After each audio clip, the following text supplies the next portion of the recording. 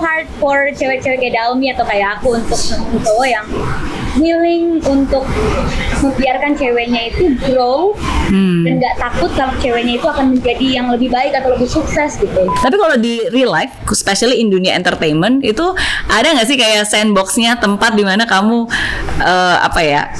dibimbing, dimentor, dihubungkan dengan investor dan seterusnya? Mungkin kalau di dunia entertainment sandboxnya itu adalah menurut aku bener banget. Menurut aku kesempatan, networking, ilmu itu jauh lebih berharga daripada uang gitu. Menurut aku uang bisa habis, tapi kesempatan itu nggak datang 2 kali dan kesempatan itu bisa kita kelola juga jadi uang nantinya gitu. Kalau Dalmi kan di tengah susah selalu ada neneknya yang nyemangatin, ada Ji Pyong dengan suratnya waktu kecil yang membuat dia semangat lagi, ya kan? Kalau Prilly ada nggak sih Ji Pyong atau yang membantu? Bukan berarti pasangan ya, maksudnya sosok yang selalu mengayomi dan membuat semangat. Langsung kayak salahnya Dosan itu dia kan kayak hopeless banget kayak aduh hopeless deh, siapapun deh invest ke kita 24 jam gue standby deh di kantor gue. Nah itu yang akhirnya membuat dia tuh jadi desperate ya, degrading dia. Makanya Ji Pyong sering banget kan ngerendahin dia karena dia mengizinkan orang untuk mengizinkan dia. Nah itu yang nggak boleh. Hai friends, ketemu lagi dan hari ini seru banget karena masih dalam rangka membahas drama Korea Startup. Episode 2 kali ini ngobrol-ngobrol saya ditemani oleh Prilly Latukonsina. Ini kita ngobrolnya soal startup, aku jadi semangat banget nih. Wow, thank you ya. Thank you, ternyata kamu suka juga nonton drama Korea. Wah, aku suka banget, terutama yang aku ngerasa relate gitu. Dan kebetulan kan startup nih, aku bisa relate banget sama sosok Dalmi. Jadi kayak aku tertarik banget nonton episode 1, akhirnya keputusan. Sebelumnya Itaewon Class juga kan, soal restoran. Aku punya aku nonton Itaewon Class sampai akhir dan ngerasa relate banget. Pokoknya yang aku ngerasa relate pasti aku akan nonton. Aku bahkan belum nonton tuh, Itaewon Class ya. Itaewon Class juga sama tuh, ngebahas kayak tentang perjuangan seseorang membangun bisnis restoran. Kan aku juga bangun bisnis restoran kan, jadi kayak so relatable banget gitu. Betul, makanya aku ngajak ngobrol kamu hari ini juga karena pertama kamu juga nonton film startup, terus kedua ya kamu kan juga anak muda entrepreneur gitu, jadi memang sangat-sangat relate banget. Dan menurut saya yang nonton startup ini juga pasti bukan hanya bisa menikmati tokoh Ji Pyongnya atau Dosan tapi ada pembelajaran berharga yang pasti bisa merelate ke dalam ke dalam dunia entrepreneurship, ke dalam dunia startup gitu. Oke. Dan aku tahu ternyata kamu juga tim Ji Pyong ya. Iya. Tapi aku nonton episode 11, aku udah mulai goyah gitu loh pendirianku. Kok Dosan juga baiknya lucu gitu. Iya, udah mulai. Udah sama Dosan juga nih di episode 11. Oh my god, pendirianku.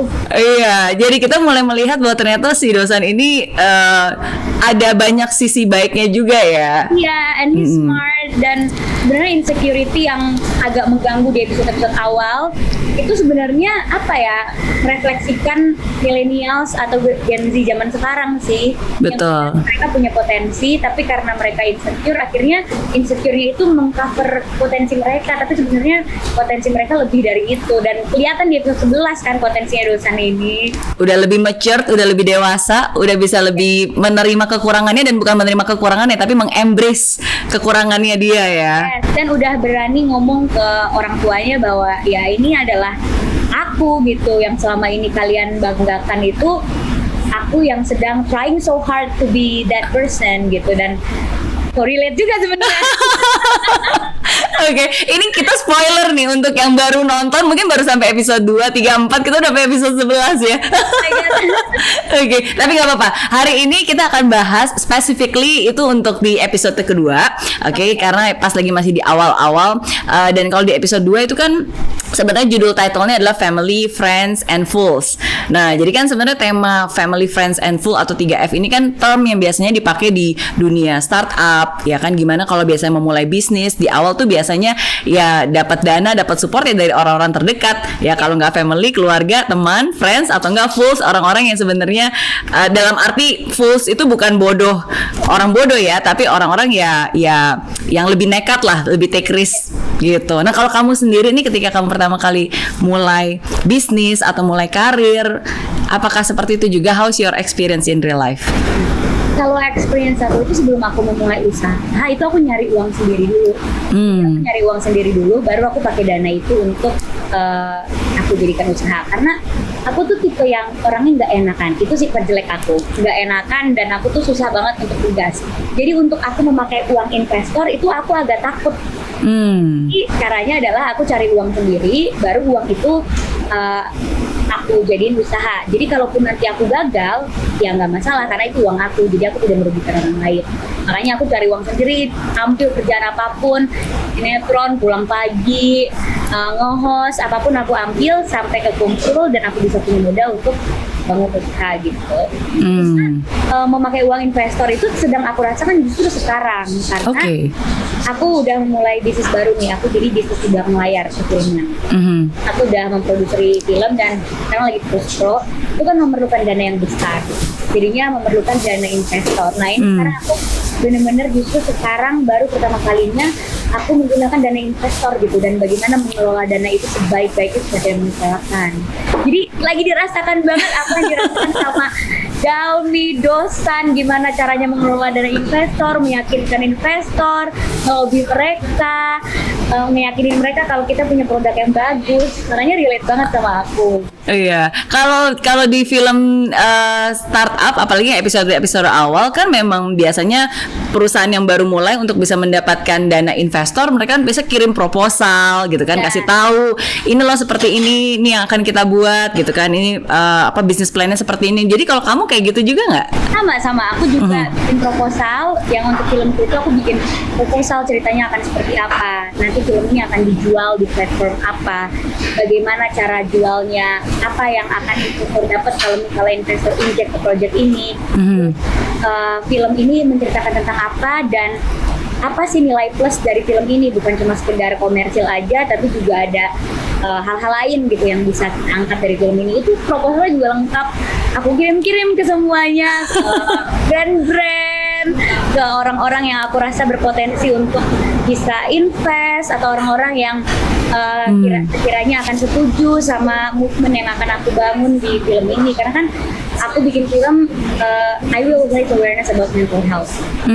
Aku langsung tuh lobby dan ketok pintu ke orang-orang yang mungkin akan tertarik sama film-film berbau mental health ini gitu. Jadi ngerasain banget susahnya nyari investor. Tentang itu mungkin orang akan kira, ya ampun Prilly yang bikin film pasti gampang bikin investor, pasti gampang nyari investor atau dapet investor. Enggak sama sekali. Enggak mudah. Itu investor itu nggak ngelihat akunya, tapi ngelihat produknya. Kalau misalnya produknya itu nggak sesuai sama dia nggak akan invest gitu. Atau dia nggak sesuai sama bisnis model yang aku bikin, atau dia nggak sesuai sama pembagian keuntungannya misalnya, pasti dia nggak akan invest, bukan karena akunya gitu. Jadi aku juga merasakan susahnya mencari investor dan kirim proposal ke semua orang. Terus berarti kamu sendiri dong yang masih turun tangan untuk present, menjelaskan. Masih banget. Makanya ini aku nggak bisa lama-lama liburan karena timku udah yang kayak, ibu pulang jangan lama-lama karena kita lagi post pro. Jadi kayak padahal aku pengennya sebulan di Bali tapi nggak bisa, ternyata udah disuruh pulang. Jadi ya udah pulang deh, besok udah mulai meeting lagi. Oke, semangat, yeay.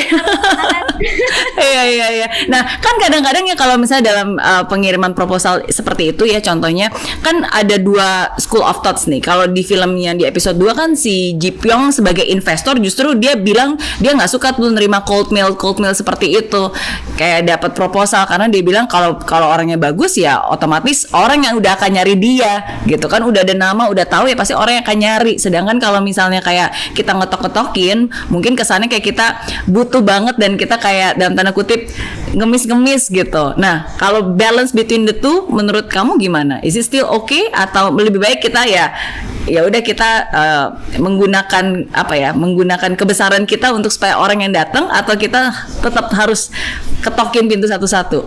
Nah, menurut aku ngetokin pintu satu-satu itu it's totally okay. Karena aku belum menjadi PH yang besar gitu. Kali kalau aku udah mempunyai production house yang besar banget, yang udah portofolionya tuh udah memproduksi ratusan film, baru investor mungkin akan datang sendiri. Aku adalah production house yang baru, ini baru mau produksi satu film, gak mungkin investor datang sendiri, karena kan pasti investor taunya aku sebagai aktor yang aku main aja, nggak memproduseri gitu. Dan kalaupun aku memproduseri, investor pasti juga akan mempertanyakan apakah aku punya kemampuan untuk di belakang layar gitu, kemampuan untuk memproduksi satu film. Karena belum tentu menjadi aktor tapi bisa memproduksi kan, dan belum tentu juga memproduksi bisa jadi aktor gitu. Nah, pasti investor mempertanyakan apakah Pri bisa menjalankan keduanya gitu. So, nggak apa-apa untuk perusahaan awal itu ngotok-ngotok pintu dulu, memperkenalkan diri dulu bahwa ini loh production house yang lagi aku jalankan, dan ini loh produk yang mau aku jalanin, ini loh timnya. Itu perlu banget gitu. So, investor tahu ternyata aku serius di belakang layar, dan proposalnya juga kan mereka lihat sejelas mungkin bagaimana bagiannya. Jadi dia juga tahu bahwa ini transparan banget, dan belakang-belakang layarnya mereka tahu siapa-siapa aja yang mengerjakan proyek ini kayak gitu.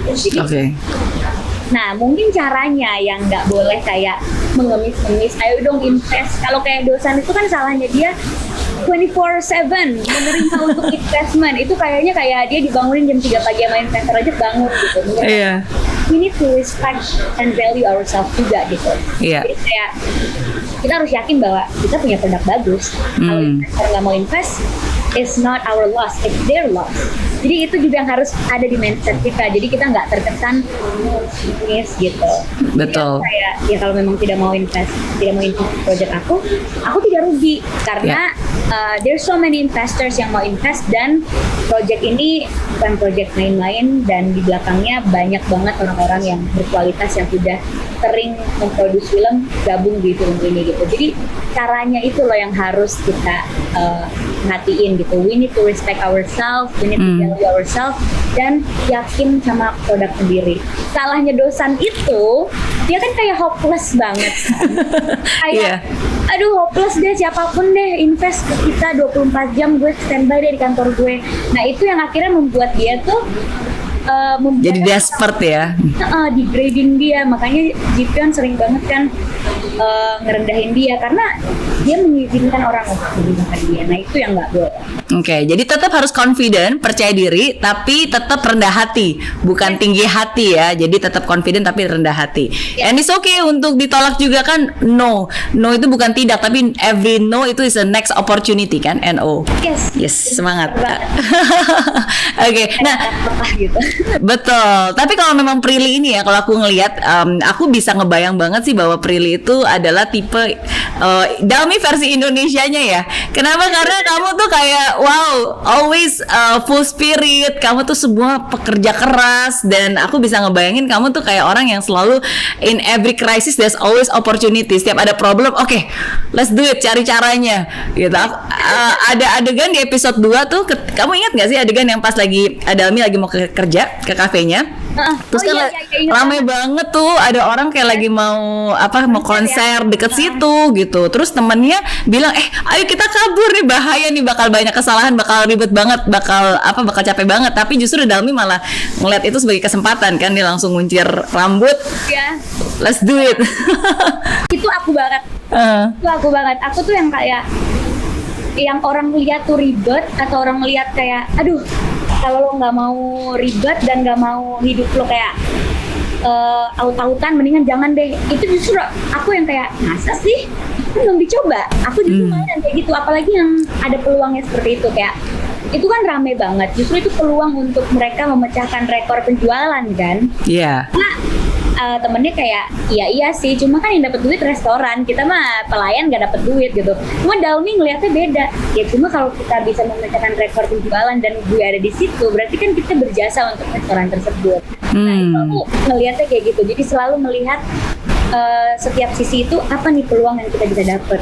Walaupun berdarah-darah dulu, ribet-ribet dulu, tapi kalau misalnya hasilnya worth it, kenapa enggak, daripada do nothing dan akhirnya nggak dapet hasil apa-apa juga gitu. Oke. Aku ngeliat Spirit itu kayak, kayak gue ya. Kayak gitu, kayak gue ya. Ambil semua opportunity, peluangnya dijalanin. Emang ribet dan nangis-nangis dulu di awal. Cuma ternyata pas kita beneran sungguh-sungguh ngejalaninnya, hasilnya ternyata baik dan impact banget buat kita. Oke, pernah ngerasa capek banget gak sih? Karena kan kamu ada banyak hal nih yang harus diurus. Ada bisnis restoran, bisnis baju, ya kan? Terus udah gitu sekarang bikin PH, masih syuting pula. Banget ngerasa capek banget nih pas kemarin aku ngejalanin syuting filmku ini. Jadi aku harus bagi dua diri aku gitu kan, as an actor dan producer gitu. Kalau aktor aku harus fokus sama setiap adegannya, tapi pas pulang aku kembali lagi menjadi produser di mana aku harus evaluasi produksi aku setiap harinya. Terus keluhan-keluhan pemain aku harus dengerin kan, setnya lama nih, berarti aku harus evaluasi ke kru, tolong setnya jangan lama, pakai timer setnya 20 menit maksimal, 30 menit maksimal, karena mood pemain kita harus dijaga. Jadi mood pemain lain juga aku jaga gitu. Terus kayak kemarin kan kita syuting pas lagi pandeminya banget, sekarang juga masih. Jadi kayak protokol kesehatannya aku perhatiin juga. 3 kali sehari harus ganti masker, dan itu kan harusnya tugas orang belakang layar kan. Cuma aku sebagai aktor karena produser juga kayak, jangan lupa ganti masker ya untuk pemain yang lain. Jangan lupa ini vitamin ini. Jadi kayak aku harus membagi diri aku di dalam satu produksi as an actor and producer. Itu juga penting. Dan aku lagi skripsi. Oh, wow. Jadi pas syuting kemarin itu aku harus ngerjain bab 1, bab 2, bab 3. Terus aku harus submit gitu dan bolak-balik ke dosen pembimbing kan. Itu juga kayak bukan lumayan sih, sangat melelahkan banget. Terus at the same time clothing line aku lagi rebranding. Jadi lagi ngurusin produksi film, tesis, terus rebranding clothing line aku gitu. Jadi bersamaan nangis sih di lokasi, kayak nangis kelelahan gitu, kayak susah banget lagi tesisnya direvisi lagi gitu kan, harus kerjain di lokasi. Terus kayak aduh ini gimana, clothing line ku harus di rebranding. Cuma kayak aku berusaha untuk kayak fokus, jadi bagi-bagi gitu. 2 jam aku skripsi stop, baru mikirin yang clothing line.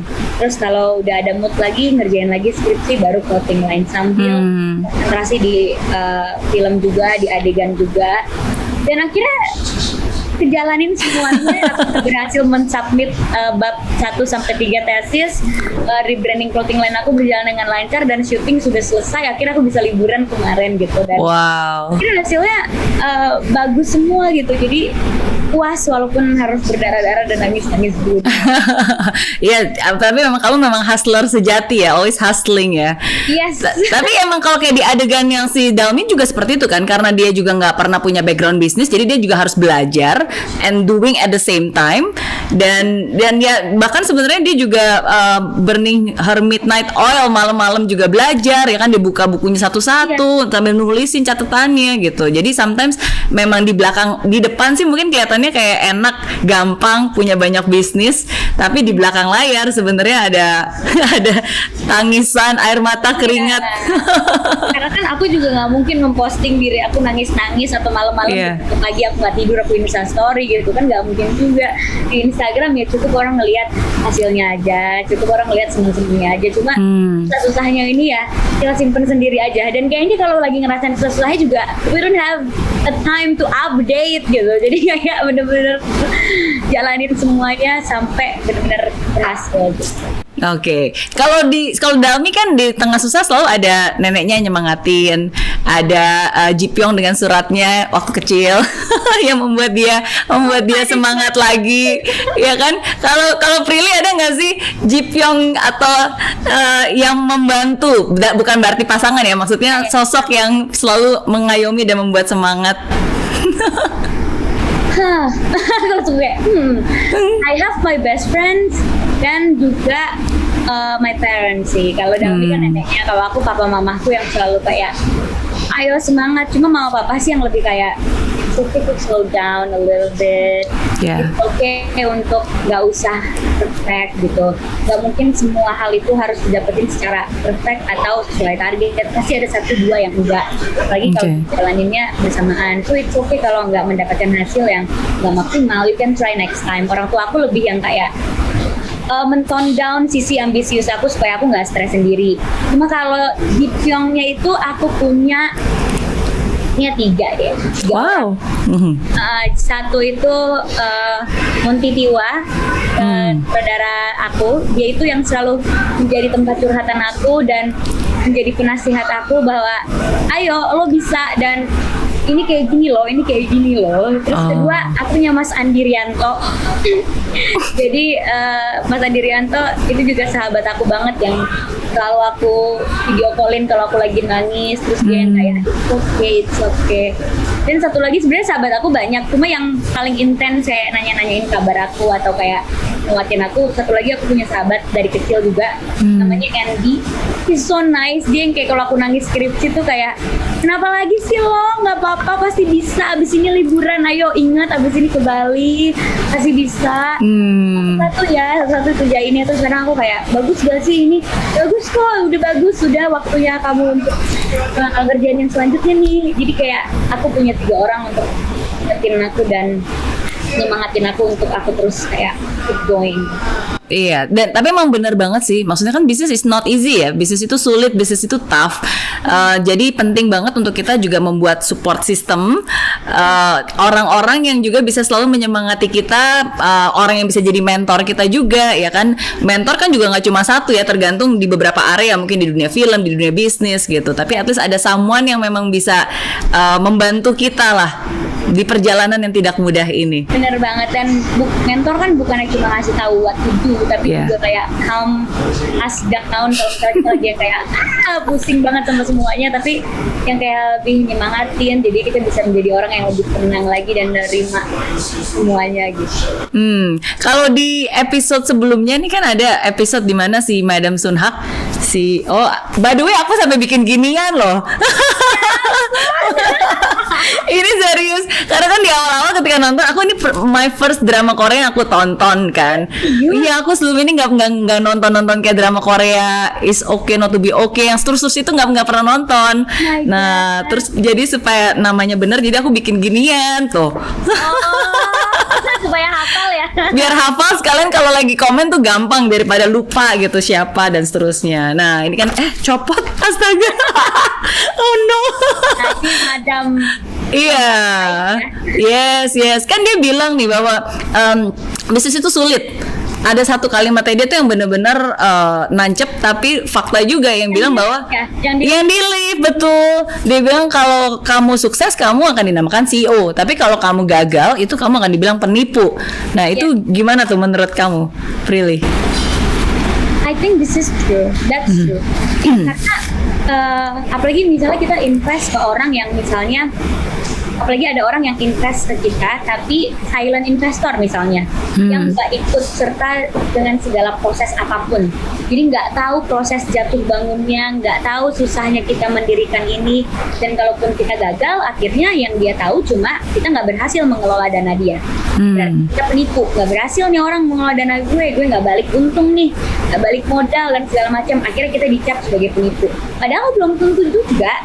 Mungkin kita gagal bukan karena kita penipu, tapi ya memang ternyata yang direncanakan tidak sesuai, atau mungkin ada faktor eksternal yang nggak bisa kita handle, contohnya kayak pandemi gitu.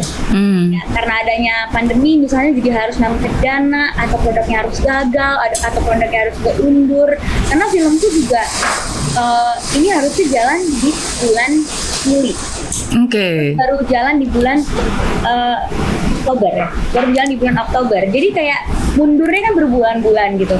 Kalau investor yang nggak ngerti pasti kayak, wah ini kemana nih duit aku? Nggak dikelola dengan baik. Harusnya Juli udah jalan tapi malah mundur-mundur gitu. Itu pasti ada banget di dunia bisnis gitu kan. Dan pinter-pinternya kita aja untuk melatih mental kita menghadapi itu, atau kita libatkan investor itu di setiap prosesnya gitu. Jadi kalau aku sekarang segala proses yang aku jalanin itu aku bikin surat gitu, terus aku kirim secara formal ke investor. So dia tahu walaupun timeline kita mundur, tapi kita nggak diem.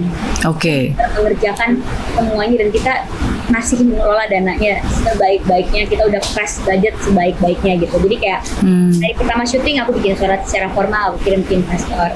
Terus misalnya kayak ada tambahan dana karena ada pandemi, di breakdown dananya, kita bikin surat kirim ke investor. Jadi every little step yang kita lakukan itu aku bikin surat formalnya, aku kirim ke investor.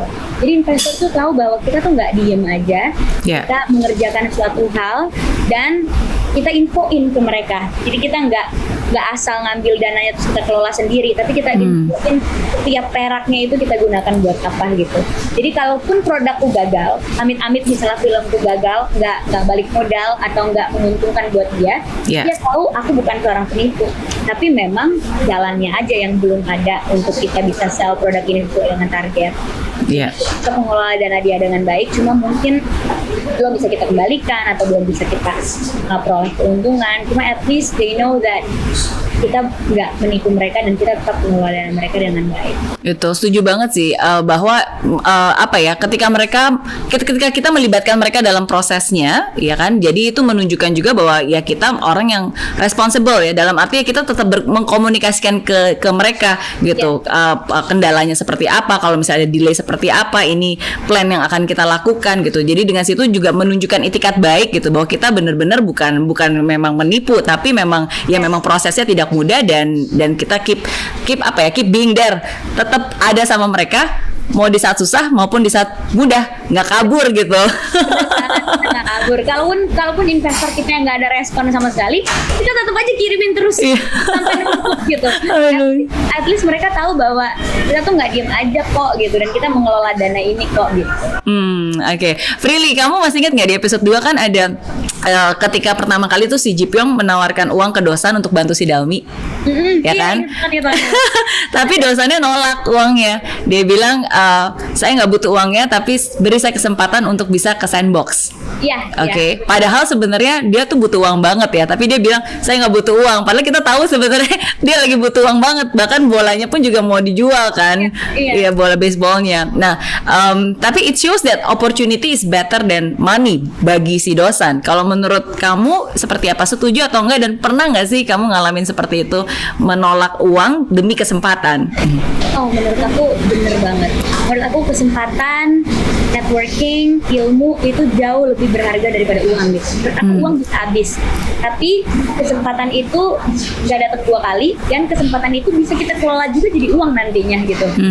Dosan kan pikir panjang nih, dengan dia dikasih kesempatan ke Sandbox, dia bisa dapat opportunity ketemu sama investor, bisa dapat opportunity untuk develop produk yang lebih baik, sehingga itu juga nantinya bisa menghasilkan uang, walaupun prosesnya lebih lama daripada dia langsung menerima uang untuk pura-pura jadi Dosan yang disurat untuk Dalmi kan. Dan menurut aku bener banget sih langkah Dosan untuk memilih opportunity daripada uang gitu, karena uang nggak seberapa, bisa habis dan bisa gagal juga untuk dia develop produk sendiri. Tapi dengan dia ke Sandbox, dia bisa ketemu sama orang-orang yang tepat untuk bisa develop produknya bareng-bareng gitu. Kayak di Sandbox dia bisa ketemu sama temen yang desainer itu, bisa ketemu sama Dalmi juga sebagai CEO gitu. So it's a really good movement sih menurut aku dari Dosan untuk memilih opportunity. Dan dari aku pernah menolak job yang honornya lebih besar untuk job yang menurut aku lebih bagus opportunity yang untuk bisa berkembang ya gitu. Kayak kalau misalnya di entertainment kan setiap production house itu punya bayaran sendiri-sendiri gitu. Misalnya kita dibayar sekian rupiah di PH yang ini, belum tentu kita dibayar sekian rupiah di PH yang satunya gitu. Cuma aku pernah menolak dibayar lebih tinggi di PH yang satunya karena PH yang satunya itu menawarkan aku cerita yang lebih bagus. Jadi kayak aku lebih mengambil kesempatan untuk bermain di satu produksi yang ceritanya lebih bagus tapi bayarannya nggak seberapa, daripada yang ceritanya aku kurang seret, timnya juga aku kurang seret tapi bayarannya gede gitu. Karena menurutku yang ceritanya bagus dan timnya bagus itu kesempatan untuk film itu bisa berkembang atau bisa dinikmati masyarakat lebih banyak atau bisa menjadi produk yang lebih dicintai itu lebih besar daripada yang bayarannya lebih besar. Dan terbukti it was the right choice for you ya. Yes. Oke. Prilly kamu kalau sekarang kan kelihatannya keren banget nih, Wis. Selalu ini ya, penampilan kamu tuh maksudnya mau sederhana, mau di emperan aja juga penampilannya tetap oke loh, kemarin sempat viral. Ya nggak sih? Iya kan? Nah, tapi aku juga tahu bahwa kamu dulu pun juga memang tipe orang yang sangat sederhana. Bahkan sebenarnya nggak beli baju-baju yang mahal. Sebenarnya bahkan dulu kamu juga belinya baju-baju yang murah-murah dan seterusnya.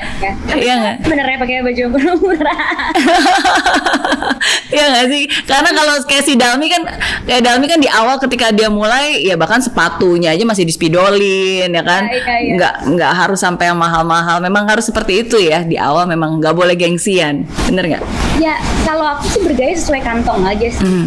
Mau kita CEO maupun kita labelnya CEO, tapi kalau kita nggak mampu beli sepatu atau baju yang mahal, ya kalau beli yang harganya terjangkau tapi looknya hampir sama, kan kadang mahal itu karena brandnya kan. Kadang bahannya sama atau bentuknya sama, cuma karena brandnya aja jadi lebih mahal. Jadi menurut aku bergaya sesuai kantong gitu. Maupun kita CEO sekalipun, maupun kita siapa, tapi kalau emang kantong kita belum bisa bergaya seperti itu ya nggak usah. Mendingan uangnya ditabung-tabung aja buat modal bisnis gitu kan.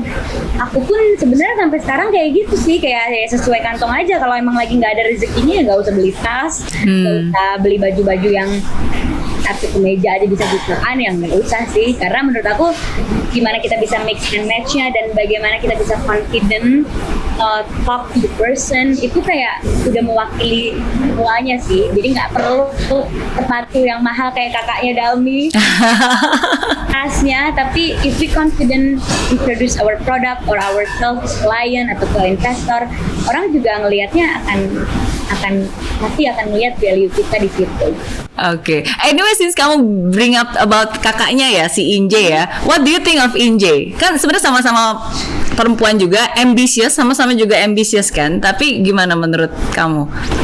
Kalau Inje, si kakaknya itu she's smart, but she's not down to earth. Itu masalahnya sih. Kayak kalau Dalmi kan dia justru nggak mau duduk di kursi yang pas dia masuk Sandbox, dia nggak mau duduk di kursi CEO karena menurut dia terlalu besar. Yang perlu meja besar tuh sebenarnya developer gitu kan. Yeah. Perlu alat-alat, perlu komputer. Jadi aku nggak apa-apa duduk di meja yang lebih kecil gitu. Sedangkan kalau si kakaknya kan nggak bisa, gue harus di posisi CEO, gue harus di tempat yang khusus gitu-gitu kan. Jadi kayak kurang down to earth sih. Dan mungkin ini spoiler juga yang kakaknya memakai ceritanya Dalmi itu untuk dikagumi gitu. Jadi menurut aku percuma smart, tapi kalau nggak down to earth dan nggak jujur sih. Kalau Dalmi kan he's very honest, dan terus juga down to earth banget, nggak ada jarak sama employee-nya. Employee-nya bisa ngomong informal sama dia. Terus juga mereka bisa develop bareng satu meja, nggak yang kayak gue CEO ya, bukan. Bahkan di awal episode pas mereka harus share keuntungan, yang akhirnya sama Jinpyong nggak bisa, ini CEO cuma dapat segini, CEO harus dapat lebih gede karena nanti investor bingung kenapa sih. Di dalamnya kayak ya tapi ini yang lebih harus dapat gede mereka deh, ini deh. Nah itu tuh kayak aku banget juga, kayak I don't think, kayak kalau misalnya menurut aku nggak deserve bagian itu, aku nggak akan mau ambil bagian itu gitu. Misalnya kayak I deserve 20%, biarin 80%-nya untuk my team atau untuk yang lain atau untuk siapa gitu. Aku tipe yang kayak gitu loh. Walaupun sebenarnya posisi aku harusnya 50% gitu harusnya. Cuma kalau misalnya menurut aku I deserve 20% ya it's okay, I deserve 20% gitu. Aku nggak penting berapa CEO yang harus dapetin gitu, kecuali kalau aku cheat in atau aku melakukan 80% pekerjaan itu, ya I deserve 8% gitu. Aku tipe yang banget gitu. Iya, memang walaupun memang kamu ada di posisi leader dan memang kamu adalah ikonnya ya, tapi kamu tetap down to earth dan tetap yuk turun tangan rame-rame sama-sama gitu. You are with them. Dan itu sih yang benar juga sih, point out benar-benar bahwa ya itu membedakan, sama-sama perempuan, ambisius juga, sama-sama smart. Cuma bedanya kalau si Dalmi itu lebih rendah hati, yang si Inje ini kayaknya lebih tinggi hati aja gitu ya. Iya, dan kayak dia nggak membangun good relationship sama employee-nya. Dan itu bahaya banget karena jadinya employee-nya kalau mengkhianati dia tuh lebih gampang gitu. Iya. Karena ya dia nggak membangun relationship yang baik. Kalau kayak Dalmi kan susah untuk mengkhianati Dalmi. Karena she's very lovable person. Orang juga mau mengkhianati dia tuh juga kayak segen kan, dan Nggak enakan, betul. dia jadinya malah mau kerja terus sama dia. Dan I think itu juga perlu banget dipunyain sama seorang CEO gitu. Kita harus membangun relationship yang baik sama employee kita. Bahkan kalau di restoran sama pelayannya pun harus kita baik supaya dia bisa bekerja lebih semangat lagi dan membangun nama baik untuk perusahaan kita juga kan. So it's not just about business ya, but it's about relationship juga, because business ultimately is also about relationship kan. Yes, karena menurut aku bisnis kita bisa running dengan baik itu juga karena orang-orang di belakangnya, bahkan orang-orang yang bisnisnya paling kecil atau paling rendah sekalipun gitu. Jadi it's so important for us to build good relationship with all employees. Menurut aku itu penting banget.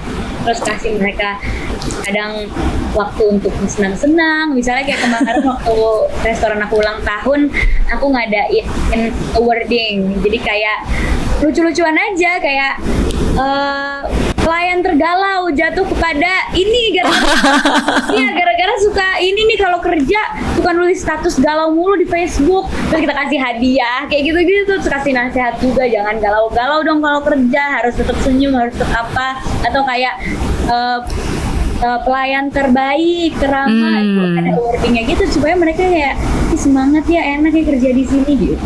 Iya. So it's not just about profit ya, but it's also about people. Yes. So it's people and profit. Oke. Anyways, apa namanya, semangat buat semua bisnisnya, Prilly. Banyak banget. Sekarang bisnis kamu apa aja sih? Kayaknya banyak banget deh. Setiap bulan selalu ada yang baru. Aku mau launching 3 lagi. Wow. Aku mau launching 3 lagi, dan ini aku semangat banget karena I have a really good team. Jadi aku kayak percaya kalau aku launchingin ini dengan tim yang udah baik banget, solid banget, pasti akan berhasil dan akan memudahkan aku ke depannya juga. Oh, ada bocorannya nggak nih? Bocoran film, bocoran bisnis barunya? Bisnis barunya itu kayak tiga-tiganya sebenarnya beda sih, cuma salah satunya tuh it's about healing gitu kayak. Oh, oke. Ada ngaruh-ngaruhnya sama mental health juga. Oke, because that's your interest ya. Memang itu yang menjadi interest kamu dan passion kamu juga untuk selalu mengedukasi tentang mental illness ya. Yes, karena for me yang nggak punya mental illness pun harus take care of their mental health gitu. Karena kebahagiaan itu datangnya dari situ gitu. Kalau mental kita sehat, kita akan bahagia. Oke. Terakhir kalau gitu pertanyaan buat Prilly. Oke. Yes, kalau di startup kan itu selalu yang dikenal sandbox ya, dan aku banyak banget tuh selalu pertanyaan di Indonesia tuh sandbox Indonesia seperti apa sih? Sandbox Indonesia seperti apa sih? Ada nggak gitu? Kalau di dunia startup, of course kita biasanya ada yang namanya incubator, accelerator. Belum sekeren sama sandbox yang ada di film, karena itu film ya kan. Tapi adalah ekosistemnya seperti itu. Tapi kalau di real life, especially in dunia entertainment, itu ada nggak sih kayak sandboxnya, tempat di mana kamu dibimbing, dimentor, dihubungkan dengan investor dan seterusnya? Mungkin kalau di dunia entertainment, sandboxnya itu adalah manajemen atau agency. Karena manajemen talent itu kan dia mengumpulkan talent-talent yang berbakat. Kadang di casting dulu kemampuannya gimana, terus dimodalin dulu nih, dibikinin foto, portofolio, kadang misalnya didandanin dulu istilahnya talent tersebut, sehingga kalau misalnya dikenalkan ke produser atau ke production house itu bisa dilihat gitu, karena dari sisi penampilannya bagus. Terus kadang juga dimodalin acting coach dulu kadang kalau di manajemen. Yes, jadi si talent itu misalnya tertariknya di dunia acting, kalau gitu dimodalin acting coach dulu sampai dia beneran bisa menguasai acting, penampilannya bagus, baru dikenalin ke production house, produser. Kalau misalnya ada audisi apa, talent tersebut kalau udah siap ikutin audisi gitu. Terus juga kadang kalau misalnya tertariknya di dunia tarik suara, dilesin nyanyi dulu. Oke. Terus sampai baru dibikinin lagu gitu. Jadi mungkin sandbox dunia entertainment tuh manajemen talent gitu. Tapi harus ikut seleksi gitu nggak sih untuk bisa masuk ke talent management? Pasti diseleksi dong. Harus juga, iya, karena kan talent management juga akan memodalkan dia untuk dia bisa lebih baik lagi kan. Jadi pasti di casting dulu. Kayak aku awalnya ketemu sama manajerku waktu masih kecil banget. Itu aku kayaknya aku umur 13 deh. Itu aku disuruh baca skrip terus disuruh acting aja depan kamera. Nah terus when he saw me that I have a talent, baru dia kayak oke, masuk ke dalam manajemen kita akan kenalin ke PH-PH, akan dikasih tahu actingnya kayak gimana dan segala macam. Akhirnya baru bisa aku casting dan ketemu sama produser-produser gitu.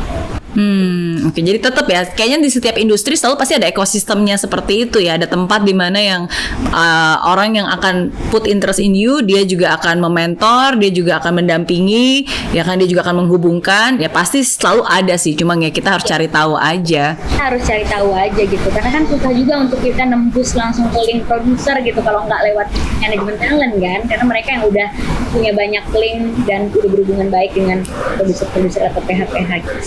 Oke, sip. Thank you so much udah ngobrol-ngobrol. Thank you loh. Kita kan episode 12 gitu. Aduh, iya, tapi katanya ini episodenya selesai di 16 ya? Iya, kalau Korea tuh selalu 16, 13. Oh gitu. Iya, Korea tuh selalu di 16 lah. Terbanyak tuh 40, tapi itu juga satu episode paling 30 menit gitu. Jadi Oke. kalau dikit kalau Korea. Berarti bentar lagi kelar dong nih. Bentar lagi kelar. Aduh. Iya. Oke, ntar kita lihatlah seperti apalah. Ya, tapi at the end of the day, baik itu Dosan maupun Ji Pyong, ya, she deserve the best lah. Ya nggak? Dia deserve the best lah, dia udah yang kayak berjuang dari awal. Menurut aku dia deserve cowok yang let her grow. Yang kayak nge-stopin dia untuk bertumbuh gitu, karena kan problematika cewek-cewek zaman sekarang yang kan itu banyak ketemu sama cowok-cowok yang kayak nyetopin kita gitu, patriarki gitu lah, kayak cewek di rumah aja gitu, nggak usah kerja gitu.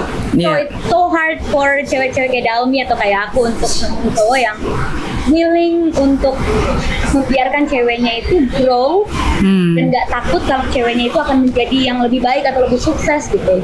Karena kayak ya udah, kesuksesan pasangan kan kesuksesan juga gitu. Cowok yang nggak insecure sama kesuksesan atau kemandirian cewek gitu. Jadi yang that. Kalau Dosan bisa kayak gitu ya, oke lah. Iya. Tapi dia juga udah lumayan menunjukkan loh di episode 11 kemarin, karena kan dalam itu kan selalu punya ide-ide ya. Bahkan walaupun di dunia startup teknologi AI itu kan sesuatu yang baru bagi dia. Cuma ketika dia punya ide, dia mau bikin self-driving mobile. Wah, ini spoiler lagi nih. Ya kan? Setiap dia punya ide, Dosan tuh selalu menampung itu. Iya, dan dia bilang oke. Bahkan kadang-kadang kan Dalmi orangnya mungkin awalnya nggak enakan ya. Dia cuma bilang saya sih punya ide ini gitu. Cuma akhirnya Dosan yang bilang oke, ide apa? Mungkin bisa dijelaskan. Jadi kayak dia tuh memberikan jalan untuk si Ji Pyong. Aduh, Ji Pyong mulu sih. Si Dalmi memberikan jalan untuk si Dalmi bertumbuh. Iya, gitu. Ya nggak sih? We need that kind of person. I need that kind of person. Yes, you will find the perfect one for you pastinya. Amin. Semangat sekali lagi, thank you Prilly. Yes, semangat. Ngobrol-ngobrol. Jaga kesehatan, sukses buat clothing lainnya. Ini kayaknya pakai koleksi terbaru dari tempatnya kamu nih bajunya. Belum. Oh bukan. Belum keluar. Oke. Barunya. Oke, semangat kalau gitu. Sukses terus. Thank you so much. Sehat selalu buat Prilly. Yes, dan kita nantikan episode berikutnya. Thank you. Dah. Thank you Prilly. Bye bye. Eits, tunggu dulu. Jangan lupa untuk subscribe ya, dan klik link di bawah ini. Jangan lupa juga untuk klik tombol loncengnya. Oke? Terima kasih.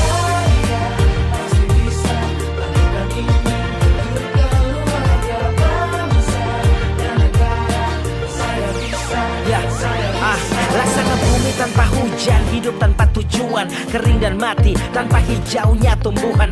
Demikian kalau mimpi tak kunjung terjadi.